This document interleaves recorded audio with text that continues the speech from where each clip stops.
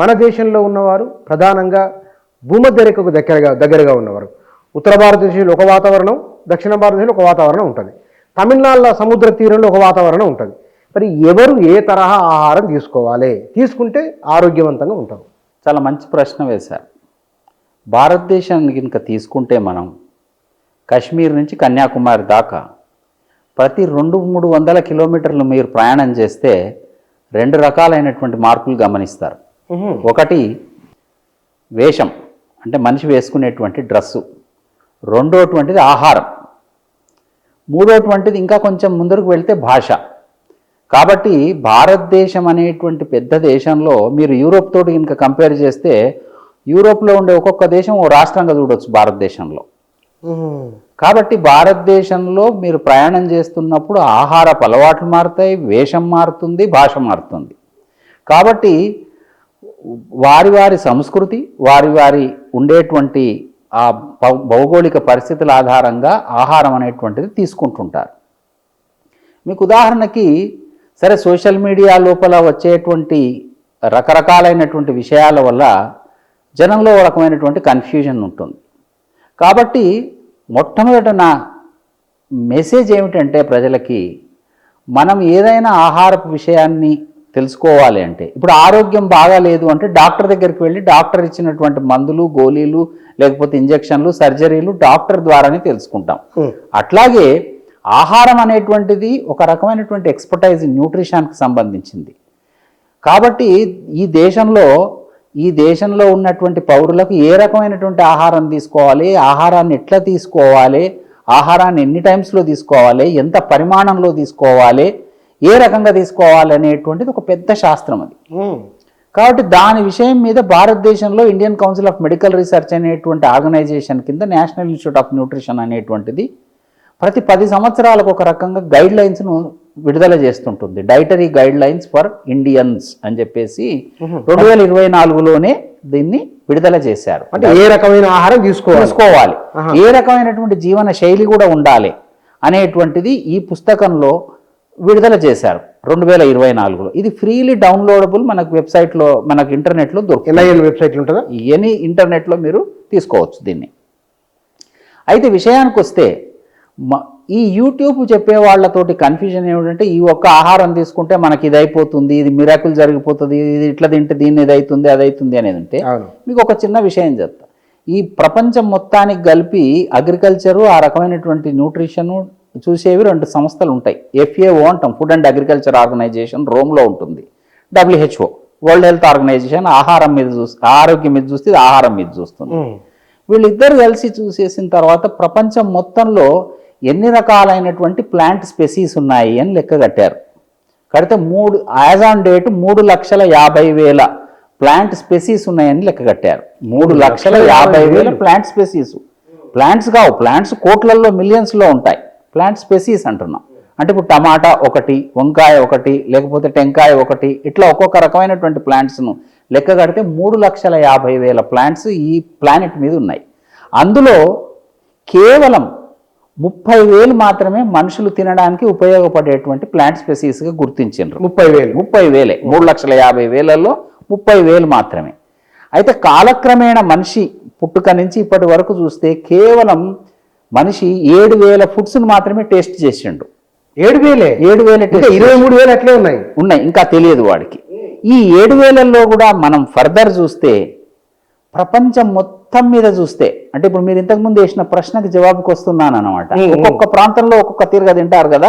భారతదేశంలో ఒక తీరు, అమెరికాలో ఒక తీరు, లండన్లో ఒక తీరు, జర్మన్లో ఒక తీరు, జపాన్లో ఒక తీరుగా తింటుంటారు. ప్రపంచం మొత్తం మీద ఈ ప్లాంట్ స్పెసీస్ని చూస్తే కేవలం 254 ఉన్నాయి. 3,50,000లో, 30,000లో, 7,000లో 254 ప్లానెట్ మొత్తం మీద ఉన్నాయి అన్నమాట. అంటే భూమి మీద మొత్తం మీద ఆహారం పద్ధతిలో 254 ఉన్నాయి ఈ రోజటికి.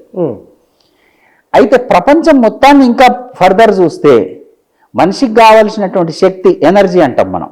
ఈ ఎనర్జీ కొరకు భూప్రపంచం మొత్తం కేవలం 4 ఫుడ్స్నే తీసుకుంటున్నది. ఒకటి రైసు, రెండోది వీటు, మూడోది మెయిజు, నాలుగోది పొటాటో. ఇది ప్రధానంగా తీసుకుంటున్నది ఎనర్జీ కోసం. తతిమయన్ని కరిపత్తలాగా కొంచెం కొంచెం తింటాం మనం అన్నమాట. అవును. కాబట్టి దీని నుంచి ఏం జరుగుతున్నదయ్యా అంటే మనిషి నిలబడాలంటే బ్యాలెన్స్డ్గా ఉండాలి. ఒక వెహికల్ నడవాలంటే బ్యాలెన్స్ ఉంటేనే నడుపుతాం, సైకిల్ కానీ మోటార్ బైక్ కానీ బ్యాలెన్స్ ఉండాలి. అంటే మనిషి జీవనం సాగించాలంటే బ్యాలెన్స్ ఉండాలి. ఈ బ్యాలెన్స్కి బ్యాలెన్స్డ్ డైట్ ఉండాలి. బ్యాలెన్స్డ్ డైట్ లోపల దేవుడు అనండి ప్రకృతి అనండి ఇంత ఆహారం ఇచ్చినప్పుడు మనిషి చూడండి 3.5 లక్షలలో 30,000లో 7,000లో 254లో 4 సెటిల్ అయి ప్రతిమవన్నిటిని కరిపత్తలాగా తింటున్నాడు. ఇట్లా తినడం వల్లనే మనిషి ఏమైపోతున్నాడు అని అంటే అనారోగ్యానికి గురవుతున్నాడు. ఆహారమే ప్రధానమైనటువంటిది మనిషిని ఆరోగ్యంగా ఉంచడానికి కొరకు.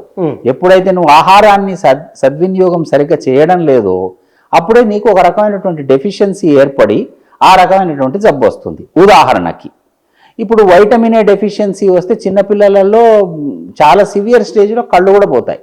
అట్లాగే ఐరన్ తక్కువైపోతే ఐరన్ డెఫిషియన్సీ మన దేశంలో చాలా ఎక్కువ రక్తహీనత వస్తుంది.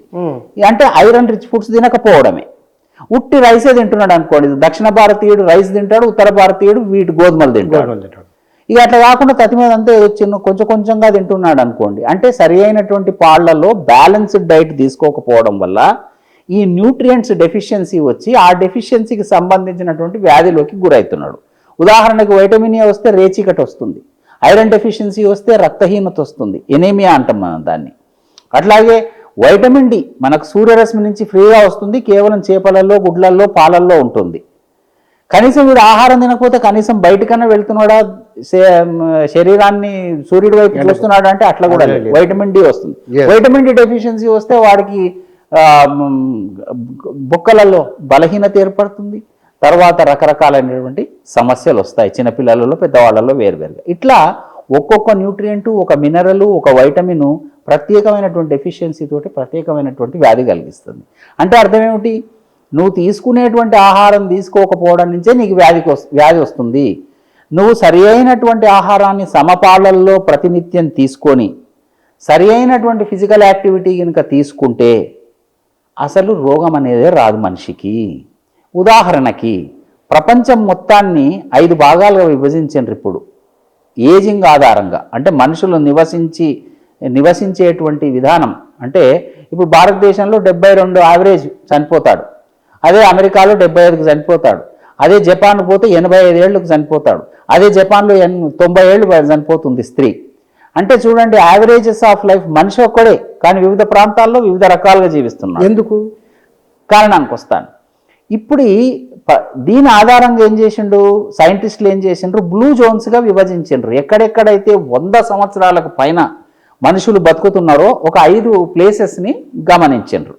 అందులో ఒకటి జపాన్లో ఉంది ఒకినావా అని, ఒకటి కాలిఫోర్నియాలో ఉంది, ఒకటి ఇటలీలో ఉంది, ఇంకొకటి యూరోప్లో ఉంది. ఇట్లా డిఫరెంట్ పార్ట్స్ లోపల ఈ ప్రాంతాలలో చూస్తే ఈ బ్లూ జోన్స్లో 100 సంవత్సరాలకు పైనే బతుకుతున్నారు మనుషులు అక్కడ. అయితే వాడు తీసుకుంటున్నది ఏమిటి, వాడు చేస్తున్నది ఏమిటి అని చూస్తే వాడి ఆహారంలో బ్యాలెన్స్డ్ డైట్ ఉండడమే కాక ఆకుకూరలు, కాయగూరలు, పండ్లు, ఆ ప్రాంతంలో దొరికేటువంటి కాయగూరలు, ఆకుకూరలు, పండ్లు తినడమే కాకుండా వాడు సరైనటువంటి వ్యాయామం కూడా, అంటే ఫిజికల్ యాక్టివిటీ కూడా చేసుకోవడము, ఒక రకమైనటువంటి జీవన శైలిలో ఉండి, అంటే ఆల్కహాల్ కానీ ఇట్లాంటి వాటిని కానీ ఎక్కువ తీసుకోకపోవడము, ఇట్లాంటి అంటే స్మోకింగ్ ఇటువంటి హ్యాబిట్స్ లేకుండా ఉండడము, ఈ స్ట్రెస్ కూడా ఎక్కువ లేకుండా చేసుకోవడము, ఈ రకమైనటువంటి ఫ్యాక్టర్స్ నుంచి, ఎన్నో కారణాల నుంచి ఈ బ్లూ జోన్స్లో 100 సంవత్సరాలకు పైన జీవనం జరుగుతున్నది.